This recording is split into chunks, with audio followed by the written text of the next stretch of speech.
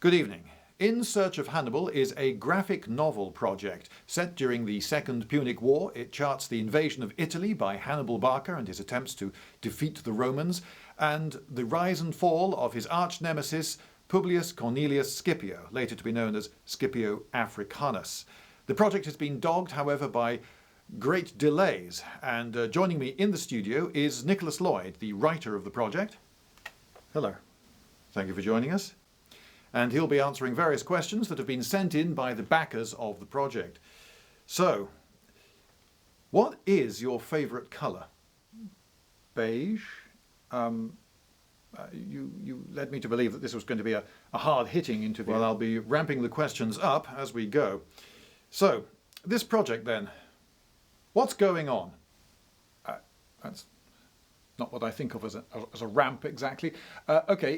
Yes, as you say, it is a graphic novel project. It was launched with a Kickstarter crowdfunding campaign, and that went well. But that was years ago, and the project has been horribly delayed. We are horribly late, years. So how come this project is so unusually delayed? Well, it's not tremendously unusual. In fact, I just read in an article only yesterday that 84% of Kickstarter campaigns deliver significantly late. And you consider that to be an excuse? No, it's not an excuse. No, it's not even in the realm of an excuse. No, that was just context. And of course, the mode, I believe, is delivering months late rather than years. Have you ever backed projects on Kickstarter yourself? Oh, yeah. Yes, I've backed, I say, about 15 campaigns, something like that, and every single one of them actually has delivered late. I see. Not as late as this. Oh, maybe one. But no, we are very late. I'm not here to offer. So, when will it be finished? A fair question, I suppose.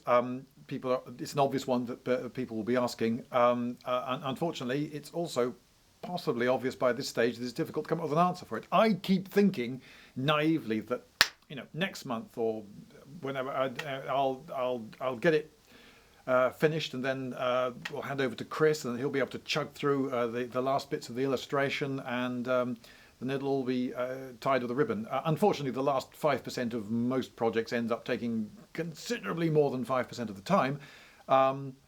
But at the moment, the big delay is in the writing. It's me. I'm the writer, and Chris is not illustrating because he's waiting for the whole script so that he can see. We've done a lot of the book, but he has to get from there within the page count to the end and fit everything on the page. So he wants the full script right the way to the end, and I still haven't delivered that. I see. Why have there been so few updates keeping the backers informed of the progress of the project? Chris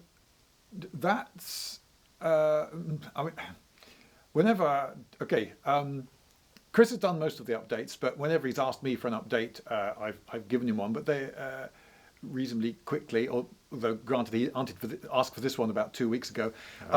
Blame shifting. I suppose I have created so few updates, one, because time just flies. I will do an update and think, oh wait, that was a good update, we'll have to do another of those for a while, and then someone says, you haven't done one for this amount of time. Really?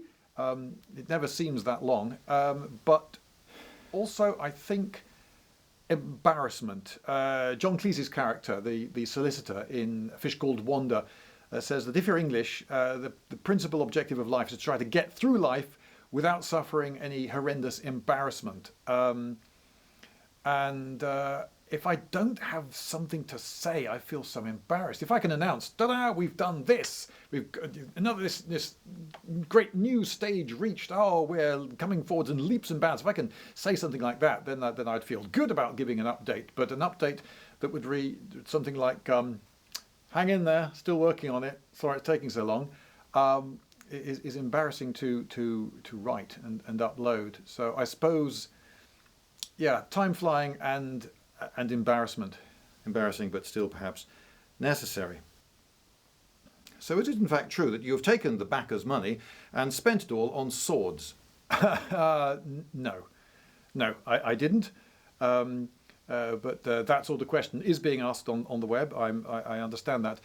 No, in fact, I couldn't spend all the money on swords because the amount of money for distribution, printing, those costs, the actual realizing the physical thing, those were put aside right at the start, and we were sitting, waiting for the day, and so I was never in any position of spending it all on swords. Are you in fact just a crook? Is this all a scam?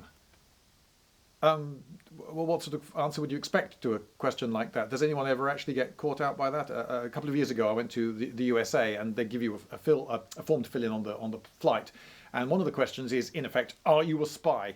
I suspect very few real spies get caught out by that one. I feel you're dodging the question. Well, yes, I understand that there are people asking questions like that on the net. Although I should say first that I've been very pleasantly surprised actually by how patient most people have been. But yes, people have started to ask questions like that In their own time. Also, it just doesn't feel anything like. If I were to just try to scam people out of money, I wouldn't have put the many hundreds, probably thousands of hours into researching and writing. If it was all just a scam. I see. So no, but if I were to try to pull a fast one using Kickstarter, I think I would have gone about it in a very, very different way. For a start, it's so public. I have a YouTube channel. I have such an online presence. I can't disappear into the void. You are a whinging git, aren't you? It's a genuine project, and it is progressing, albeit very slowly. And never at any point has there been a moment where I thought, oh, that's it. We'll just abandon it and give people the money back. No, we are soldering on to the end. So what is your excuse? No, I'm not here to give an excuse. I might try to give you an explanation, but that's a very different thing from an excuse. The word excuse implies that I'm trying to suggest that I'm free from blame because of this thing. It's not my fault. No. The people, the backers, are completely blameless. They backed us in good faith, and they've had to wait longer than they were expecting, longer than we led them to believe they would have to wait. And mea culpa, I have written the script far, far too slowly. Has there been some major change in the direction of the project? Does that explain what's going on? No. No, the project has had a pretty much straight trajectory the whole time. We intended to produce a book, produce a second book, and we were going to do a map and script notes and so forth. And all that is still the plan. No, nothing has changed. So, how are the secondary goals of the campaign going? Well, the second book itself is just waiting happily by. Got plenty of ideas for stuff to go into that. That is Tales of the Punic War. It's going to be lots and lots of little shorter stories, and we might even farm some of them out to other illustrators and writers. That's a possibility. No, that's waiting in the wings. The author's notes. I'm actually writing those at the same time as the script. So when I finish the script, I will also have finished the author's notes. So when I write a scene, if I think there's some interesting historical note brought up by the scene, I just write it in straight away. Those are easy to write. I find those quick, easy, even pleasurable to write. Mm-hmm. And the T-shirts, they were sent out long ago. In fact, I've even had a couple of people asking for when we would do a reprint.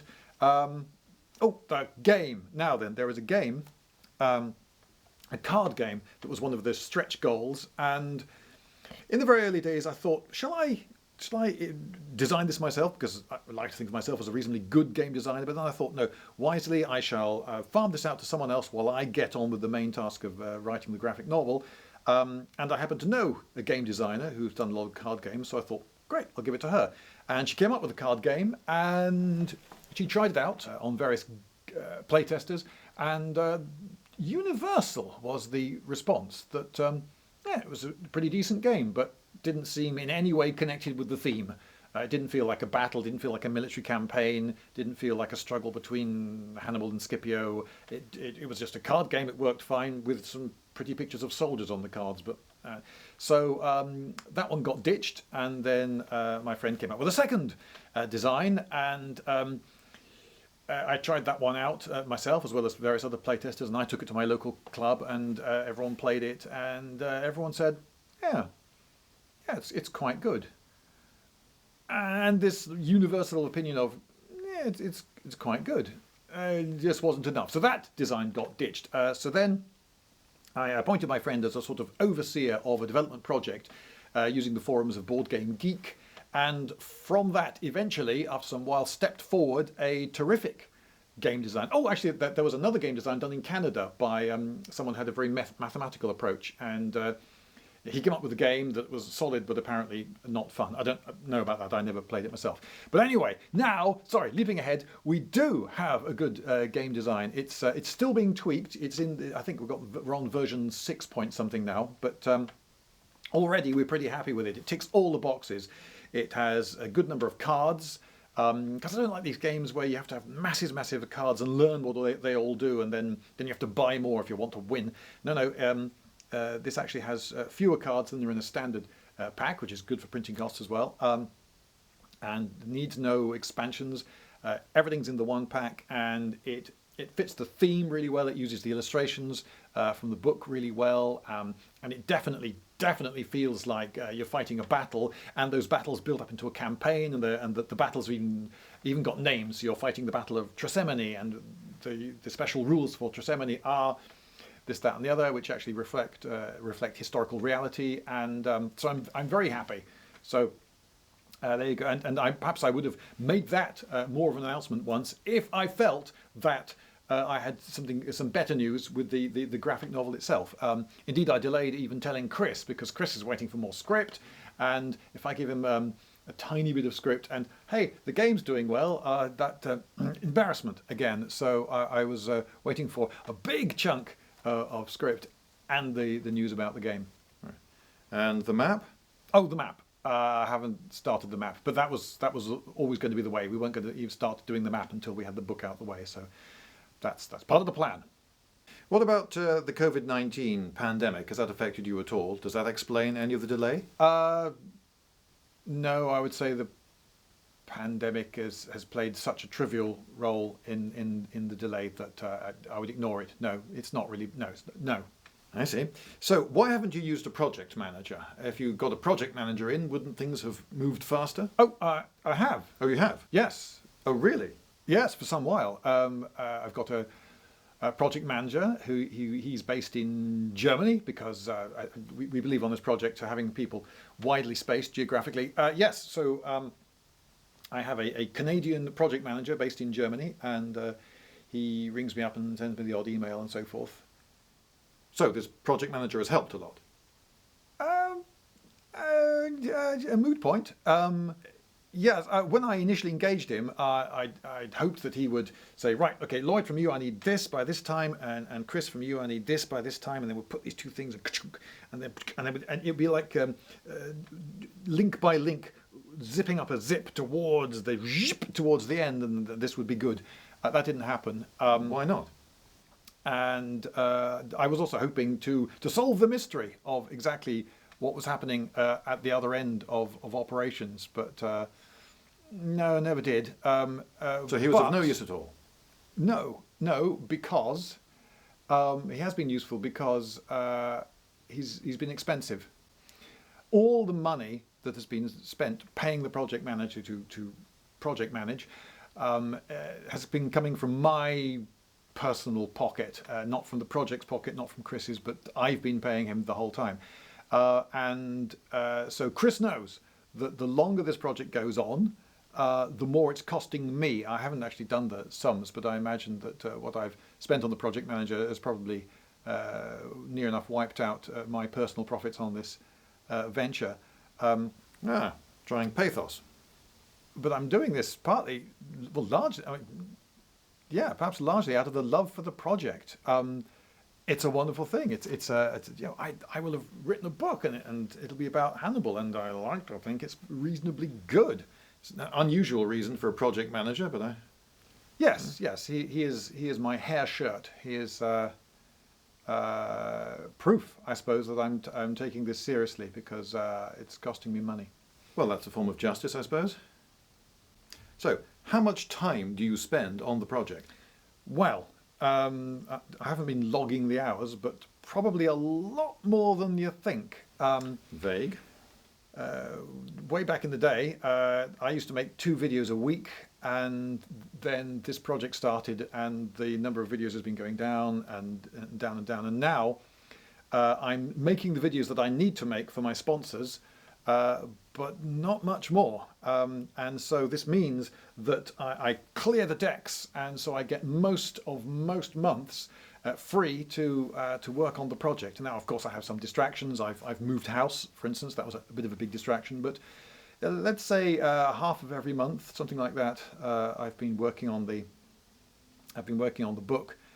But when I say working on the book, that's not working efficiently. That's time not doing other things, then given over to the book. But then, Yes?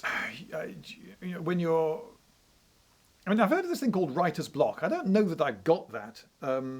I suspect... I've always thought of writer's block as not really describing anything real. It's just someone not getting on with the book for any reason. It's not a specific thing. It's not a disease involving a bacterium.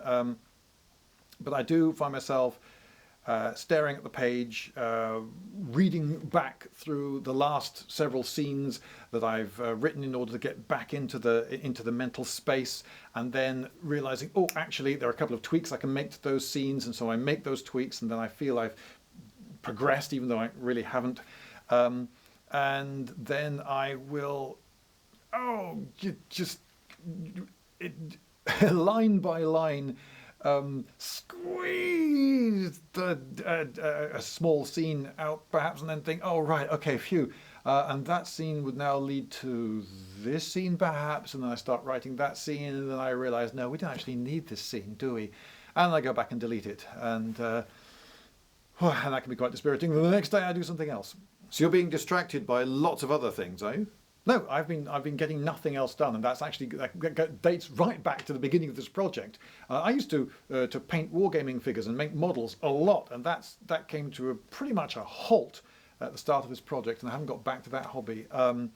And there are other projects that again I should be working on my armor. I should be making mail, but that takes really ages. And if people find out that I've been making mail, then they'll say, you shouldn't be making mail. You should have been writing the novel and making videos. That's what we want out of you. So okay, so I don't do that. But that doesn't mean that I then necessarily use that time up effectively on working on the novel. It's this is not sounding good, is it?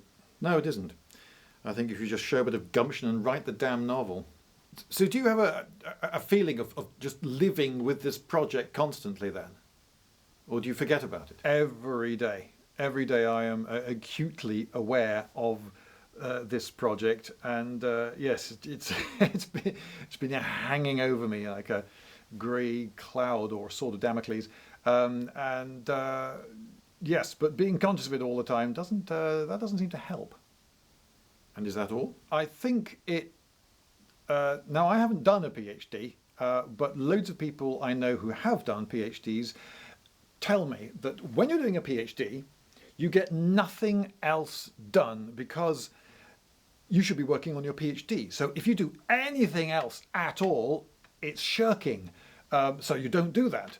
But that doesn't mean that you get on with the PhD in an efficient way. You get stuck in and crunch numbers and write words every single day productively until you've got your doctorate in a year.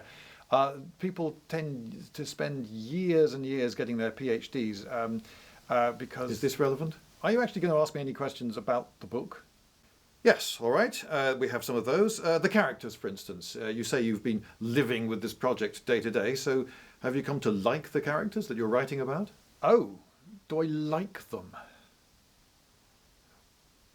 Yes and no. You may be aware of Watchmen by Alan Moore. I always called it The Watchmen. Watchmen. They made a film of it, but it was a book first. And there's a character in that called Rorschach. And I like Rorschach, and I know loads of people really love the character Rorschach. I like because Rorschach. He's dramatically so powerful and interesting, and it's the way the other characters interact with him is interesting, and You know, if there's a scene with Rorschach in it, it's going to have some oomph to it. And yet, if you actually met Rorschach, you wouldn't think, oh, what a lovely man, I must invite him round to dinner. No, So fair point. you can like a character as a dramatic thing to read off the page, but that doesn't mean that you want to actually meet any of them. There aren't many characters in this book that I'd really want to meet. I'm not convinced that that Hannibal was necessarily a thoroughly nice guy. I'm not sure Scipio was the best dinner guest either. But I do like them in the context of the book as dramatic characters, yes. So there's that at least. But would you say that they're moral characters? Might people like them for the moral stand that they take in the story? Moral. No, it's not really that sort of a story. It's not a morality tale. It's not. The story doesn't say anything about the way people ought to behave. And I couldn't really ascribe major things in the plot to be down to a particular virtue or vice in a character, because we just don't know enough about these people, and I don't want to spin them in a way that the history doesn't justify. So there are a lot of people, for instance, who liked Hannibal, think he was cool, great general, all the rest of it, and he was against Rome, and Rome, they're sort of the baddies, the traditional baddies in films and the like. So you might think, okay, so Hannibal's the goodie and the Romans are the baddies, but was Hannibal a goodie, really? I mean, he was a mercenary adventurer who spent almost his entire life fighting wars and presumably therefore indirectly causing the deaths of very, very large numbers of people. And I portray him as someone who's quite comfortable with being a soldier and quite comfortable with people around him dying. It doesn't bother him that much most of the time. So recently someone asked whether the book would be LGBTQ and all the rest friendly, and again, it's not that sort of a book. It's not dealing with any modern issues at all, and I think it's a mistake to import into some alien context the morals of our world here and now. No, I wouldn't say it's hostile to any of those to any readers who fall into any of those categories, but that's not the approach it's taking. The characters, I hope, shades of moral grey, because I find grey characters more interesting than black or white ones. Yes, I'm not saying who ought to have won the war, but I am trying to make it emotional. So how did these people feel when they found out this? Woof! I want you to get caught up in the emotions in that way, and there are certainly characters put in there who suffer an awful lot. There's a character called Vitus, and his character suffers horrendously throughout the whole book, and yeah. So I'm not trying to glorify war, but neither am I trying to say something tremendously profound about war. The men following Hannibal were mercenaries. It was a mercenary army. They were in it for the loot, the pay, the glory, the adventure, those things. And they weren't, there's just no evidence at all that they were out to make the world a better place. I suppose you could say that they were trying to free Italy from the tyranny of Rome. And yeah, you could spin it that way. I'm sure people at the time tried to. Hannibal made speeches to all the various cities that he was hoping were going to switch allegiance to him from Rome. So I'm here to free you from the tyranny of Rome. Yeah, great. But if as soon as you put on modern values, the people are not historically authentic. So slavery, I think, is a good example. Today, slavery is pretty much uniformly thought of as an extremely bad thing. But back then, in the days of the Republican Rome, it was normal. So Scipio, for instance, one of the main characters, he has slaves because, well, he's an extremely rich Roman living in the center of Rome. He's a powerful senator later on. And so it would be just completely normal and natural for him to own slaves. But I'm not making the point. I'm not saying, Scipio is an evil person because he has slaves. No, in that particular respect, I'm just not being judgmental. He probably would have had slaves, so I picture him as having some slaves, and he thinks it's normal, and all the characters around him just treat it as normal. That's not a statement from me. That's not me saying slavery is actually normal. It's just an historical fact that back then it was. So it has old-fashioned values, I suppose, if I've misunderstood you correctly. And is that reflected in the language then? Do people have a old-fashioned language? No, this is a modern graphic novel in that it is aimed at modern people, and we want them to be able to enjoy it as easily as possible. So yes, all the characters speak modern, flowing, colloquial English. And one convention we used was that you get gobbledygook you get sort of just weird squiggles in the speech bubbles if, and only if, there's a character in the frame who doesn't understand what is being said. So what the speech bubble means is this guy is saying something in foreign that he doesn't understand. But apart from those rare instances, people are just speaking in normal English. So if two people are speaking Greek to each other and they both speak Greek, so they both can understand each other, they both just come out in the novel as just speaking modern English. I do put in some speeches that are very heavily influenced by speeches that are in Livy and Polybius. They sound a bit more epic, but the whole story is being told in reports. It's all done in flashbacks. There are people in the present telling each other what happened, and then we go into their flashback, if you like, and we get their versions of events. So sometimes their version of events has them speaking in really grand, epic language, which sometimes comes out of the likes of Livy. But there's an element of unreliable memoir, unreliable narrator. You know, is that actually as it happens? And a couple of times we see more than one version of the same event as witnessed by different people. Right, so what about literary inspirations then? Are there any particular books that have influenced you? Oh, well, many and varied, and some of which, of course, will be subconscious, but far more cinematic influence than literary, actually. I've seen more films than I've read novels, and I think of the graphic novel as a much closer cousin of the cinema feature film than it is of the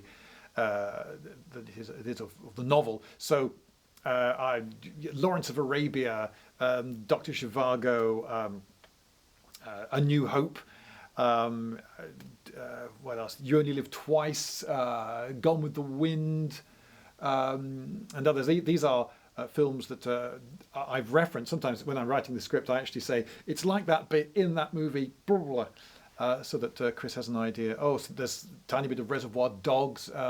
Yes, so more cinematic.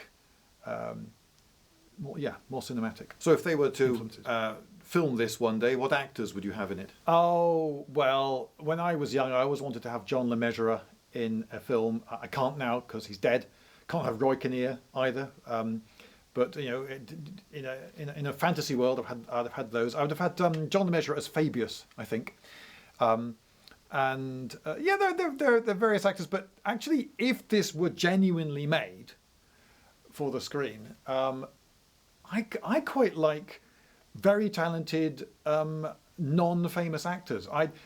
If I'm to believe that this guy is Hannibal, then it's really difficult if I've seen him in 50 other movies in which he plays all sorts of other characters. And there are also those stars. They're such stars, you know, the Nicolas Cage or Tom Cruise. Tom Cruise.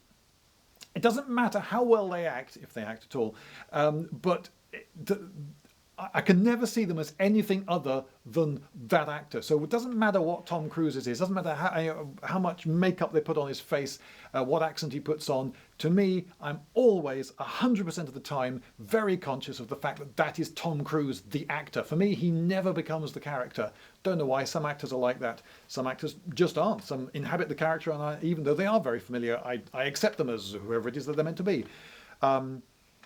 Hugh Bonneville, for instance. Hugh. But in the main, for me, the safest is I have no idea who this person is. They're very good, though.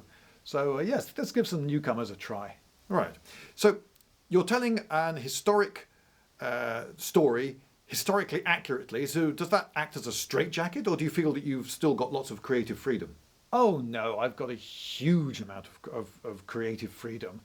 Yes, there's a vast amount of history, but this is not a history book. This is a graphic novel. It's about characters. It's about emotions. It's about this scene leading to that. It's not in the war. This happened, then this happened, then this happened. It's not that. So, though if you read it, you will learn quite a lot about at least the war in Italy, involving Hannibal and particularly involving Scipio.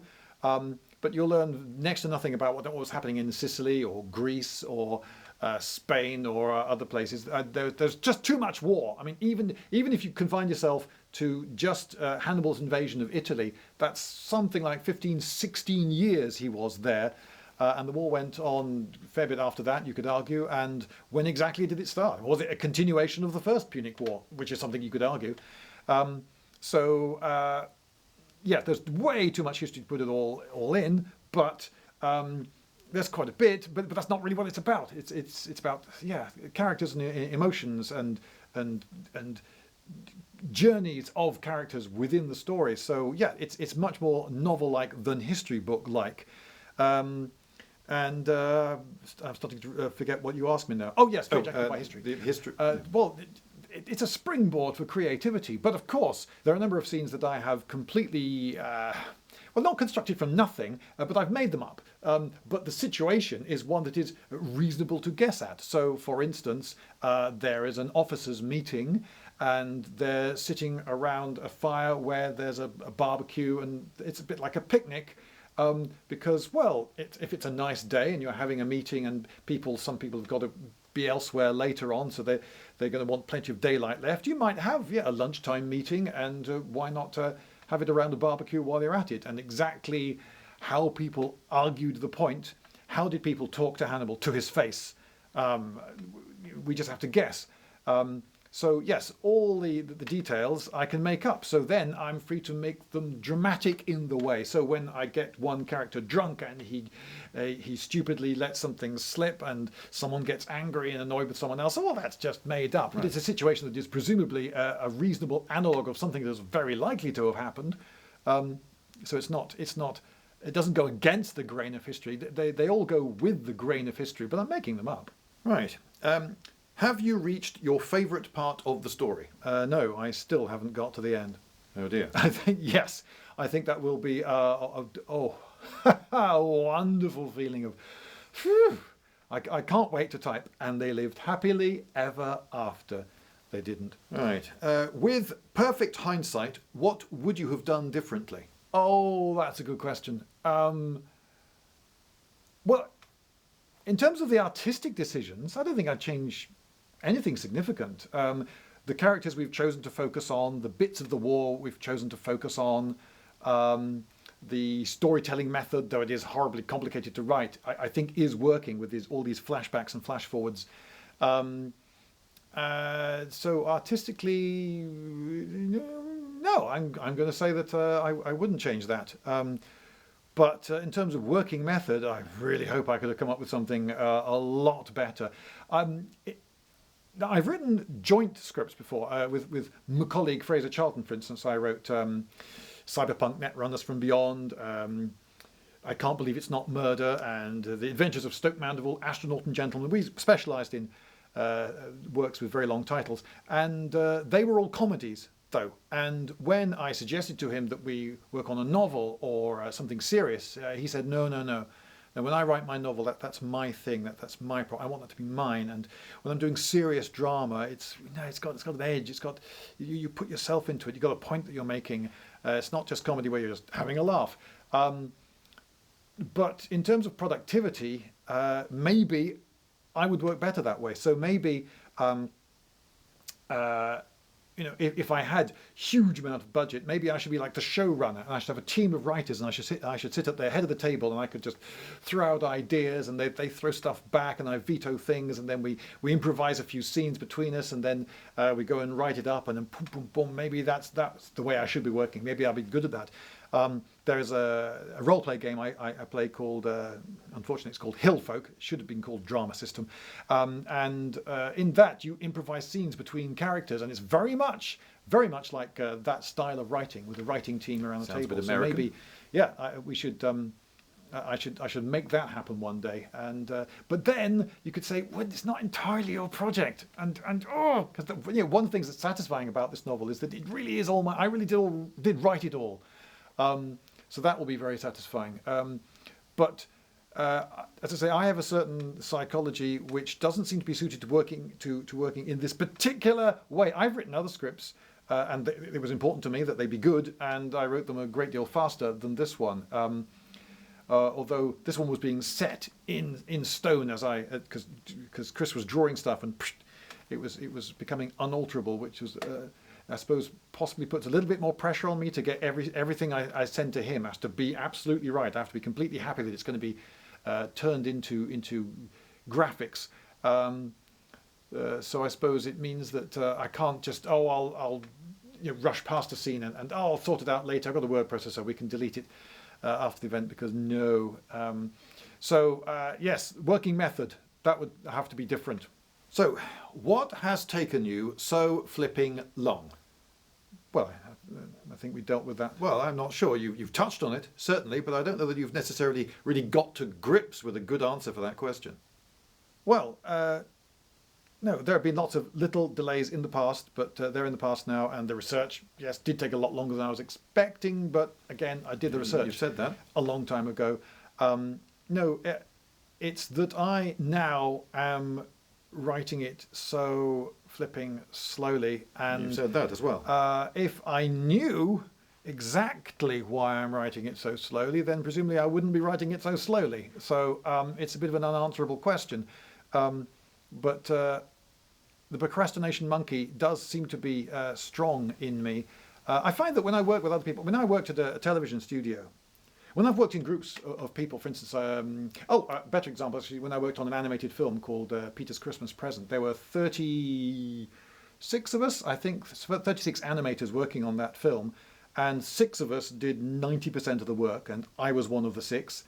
But I think that's in the nature of groups. If you have a large group of people working, particularly on a creative project, the minority does the majority of the work. And when I find myself in that situation, I'm almost always one of that minority doing most of the work. When I worked at the television studio, I would do loads of extra work, including menial stuff like carrying stuff around. Because if these other people are being lazy and not doing it, but so I got on with it and did it. And I find that if there's a task that involves some other people, so if I'm shooting a video and I've hired in a cameraman for the day, well, there's the cameraman, okay, and we get on with it, because I'm not just going to, at any point, just stand there and stare into space for 20 minutes thinking about what to do next, because that would be ridiculous. There's a cameraman standing right next to me who wants instructions, so I say, okay, right, and I think of an instruction to give him, and then we do it, and then things happen. So, yes, it's something to do with working on my own. And great. It's and what is the airspeed velocity of an unladen swallow? Airspeed velocity. What's the difference in this context between speed and velocity? I don't know that.